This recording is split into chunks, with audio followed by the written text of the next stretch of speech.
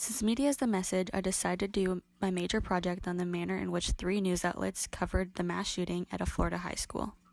Now to a developing story that we're tracking in Florida. A shooter has opened fire at a high school. There are reports of multiple fatalities. The CBC's Natasha Fatah is here with the latest. What do we know so far, Natasha? We have confirmation from the police, Terry, that there are at least 14 victims as a result of this mass shooting that took place earlier in the afternoon at a Florida high school. Now, this is in Parkland, Florida, and the high school in question is the Stoneman Douglas High School. On February 14, 2018, Nicholas Cruz entered Mary Stoneman Douglas High School in Parkland, Florida, and opened fire with an AR-15 assault rifle. 2:19 p.m., Nicholas Cruz arrived to the school by Uber taxi. 2:20 p.m., Nicholas Cruz pulled the fire alarm in the school. 2:21 p.m., he opened fire with an AR-15 assault rifle, killing 17 and wounding 17 people. The following are his victims that have deceased.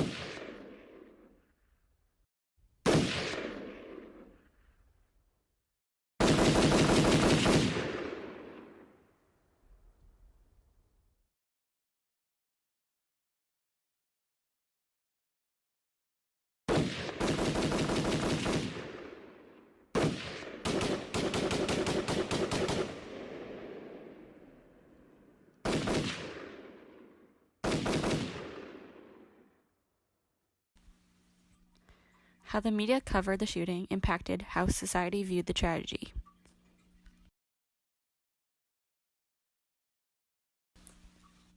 CNN focused on the technological outlets utilized before, during, and after the shooting to create a bigger impact on its viewers.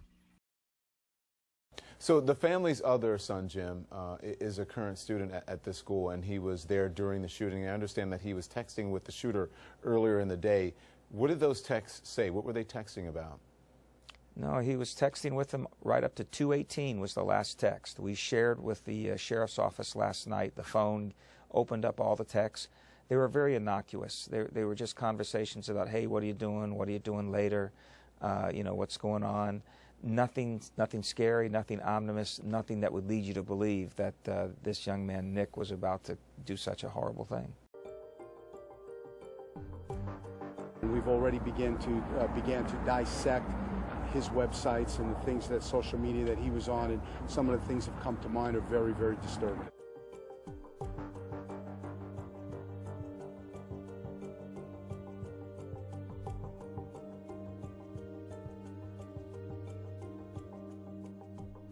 I want to shoot people with my AR-15. I want to die fighting, killing bleep ton of people. I'm going to kill law enforcement one day. They go after the good people.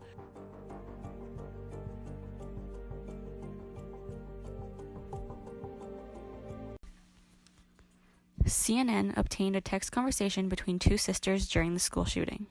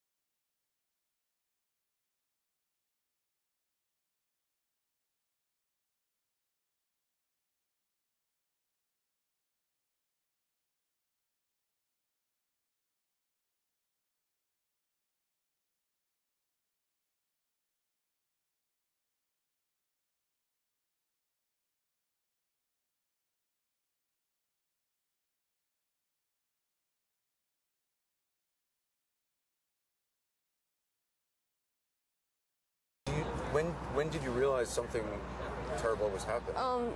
Well, everyone was talking about how we were on the news, and so we were in my TV production room, so there were computers everywhere, so everyone looked it up, and no one believed it until we actually saw videos of people on the floor, like in a pile of blood. And then, like, when I saw it, I didn't believe it. Like, I thought it was fake. Walking out and seeing the SWAT members in the military gear and them just, like, having their gun ready to shoot, it didn't feel real. Like, it was like, why are they here? Like, why our school? CBS News focused on the odd behavior of Nicholas Cruz and missed warning signs of a person who is suffering from a variety of mental issues.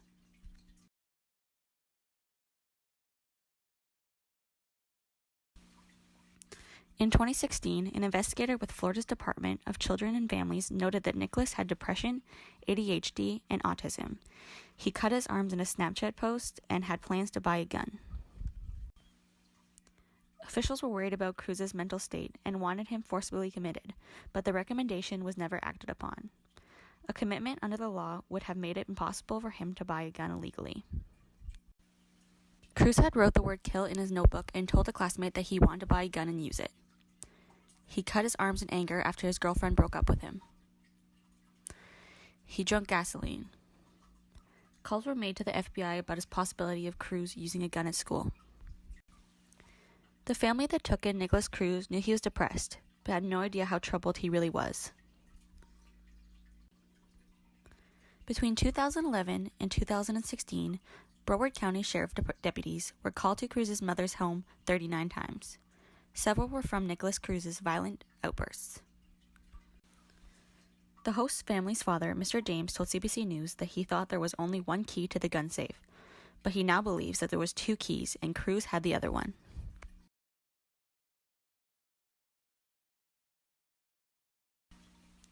BBC News focuses on the political aspects of the tragedy, including the gun laws in the United States.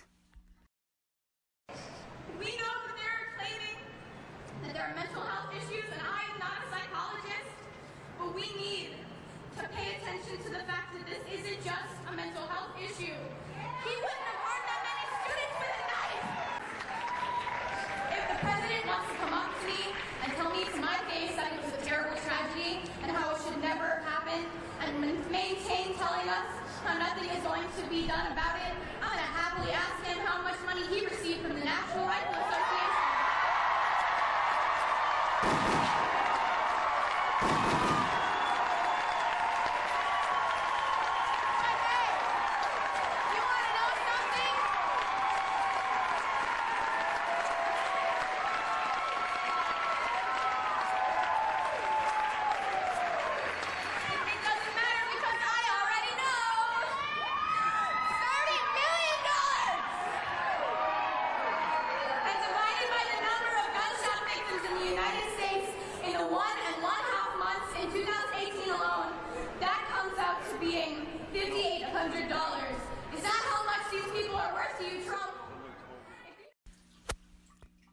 Florida shooting survivors rally for gun control.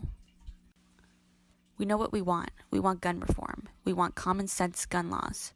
Students chanted, "Protect our kids," and carried banners stating, "Never again." Will the Florida school shooting come to be seen as a landmark moment when impotence gave way to rage and rage led to action? Never again! The vociferous students who've taken to the streets are bringing change, but not always in the way they'd have wanted. The president making clear that he thinks the way to make schools more secure is to train and arm more teachers. Tweeting today, if a potential sicko shooter knows that a school has a large number of very weapons-talented teachers and others who'll be instantly shooting, the sicko will never attack that school. Cowards won't go there. Problem solved. Lean in. Listen to me now, and never forget these words. To stop a bad guy with a gun, it takes a good guy with a gun. Turn on your television right now, you're going to see scenes of children running for their lives. What looks to be the 19th school shooting in this country, and we have not even hit March. I'm coming to the floor to talk about something else, but let me just note once again for my colleagues that this happens nowhere else other than the United States of America. This epidemic of mass slaughter, this scourge of school shooting after school shooting, not because of coincidence, not because of bad luck, but as a consequence of our inaction. We are responsible for a level of mass atrocity that happens in this country with zero parallel anywhere else. As a parent, it scares me to death that this body doesn't take seriously the safety of my children. Since the medium is the message, I've used this video as a medium to sway your opinion on gun control. I've strategically placed the sounds of an AR-15 rifle being shot to invoke a response of sadness and disgust from you. With the sounds of the gunshots, I'm tricking your mind to go back into the sight of the victim's pictures at the beginning of the video and enticing the emotion of sadness and rage. This helps to push gun control agenda on you without you realizing that it's being done. The media is the message, and the video is my message to you.